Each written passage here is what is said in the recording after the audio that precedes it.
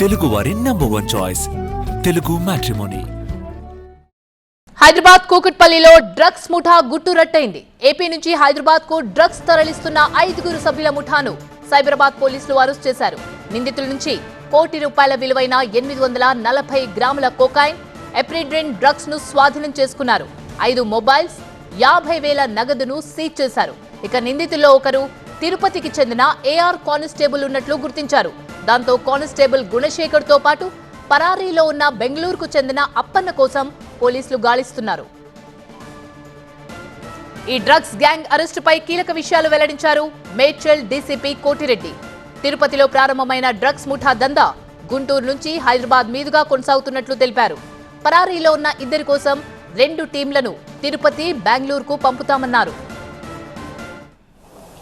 SOT Balanagar, Kukatpally local police జాయింట్గా drugs సంబంధించినటువంటి ఒక గ్యాంగ్ని పట్టుకొని వాళ్ళని వెరిఫై చేయగా ఇందులో వాళ్ళ దగ్గర నుంచి 820 గ్రామ్స్ కొకైన్ మరియు ఎపిడ్రిన్ మిక్స్డ్ డ్రగ్ పట్టుకోవడం జరిగింది. దాంతోపాటుగా ఒక వేయింగ్ మిషను కూడా సీజ్ చేయడం జరిగింది.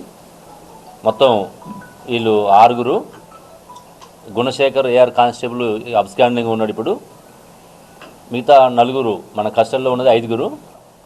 బెంగళూరులో కూడా 500 గ్రాములు ఒక అప్పన్న అనే వ్యక్తికి రీసెంట్గా ఇవ్వడం జరిగింది.